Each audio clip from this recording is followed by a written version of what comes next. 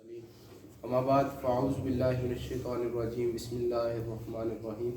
فرمان مصطفیٰ صلی اللہ تعالیٰ علیہ وسلم ہے کہ جو شخص مجھ پر دن میں 100 مرتبہ درود پاک پڑھتا ہے، اللہ عز و جل اس کی دونوں آنکھوں کے درمیان لکھ دیتا ہے کہ یہ بندہ جہنم اور نفاق سے پاک ہے۔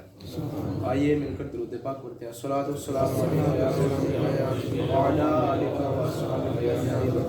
الصلاۃ والسلام علیک یا نبی اللہ وعلی آلک واصحابک اجمعین۔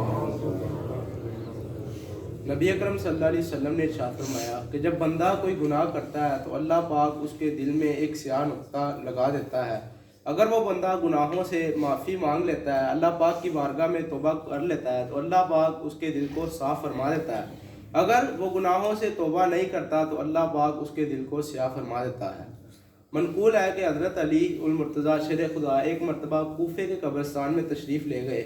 وہاں ایک تازہ ترین قبر پر نظر پڑی تو دل میں خیال آیا کہ کیوں نہ اس قبر کے حالات کو دیکھا جائے۔ چنانچہ آپ نے اللہ پاک کی بارگاہ میں دعا کی۔ دیکھتے ہی دیکھتے آپ اور قبر کے درمیان جتنے پردے تھے وہ ختم کر دیے گئے۔ آپ دیکھتے ہیں کہ قبر میں چاروں طرف آگ بھڑک رہی ہے، مردہ آگ کی لپیٹ میں ہے۔ مردہ آپ سے فریاد کر رہا ہے کہ اے علی المرتضیٰ، اللہ پاک کی بارگاہ میں میری سفارش کیجیے۔ چنانچہ آپ بے قرار ہوئے۔ آپ نے اللہ پاک کی بارگاہ میں ہاتھ اٹھائے کہ یا اللہ عز و جل اس کی بخشش فرما دے۔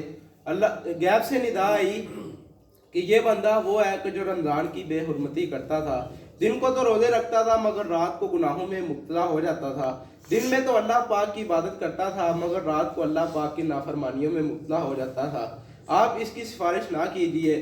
چنانچہ آپ نے پھر اللہ پاک کی بارگاہ میں ہاتھ اٹھائے اور فریاد کی کہ یا اللہ عز و جل اس کی بخشش فرما دے۔ یہ وہ در ہے کہ جس سے آج تک کوئی خالی نہیں گیا۔ یہ سننا تھا کہ اللہ عز و جل غیب سے ندا آئی کہ اے علی المرتضیٰ، ہم نے آپ کے صدقے اس کی بخشش فرما دی، اس سے قبر کا عذاب اٹھا لیا۔ اللہ عز و جل سے دعا ہے کہ اللہ عز و جل ہمیں گناہوں سے بچنے کی توفیق عطا فرمائے۔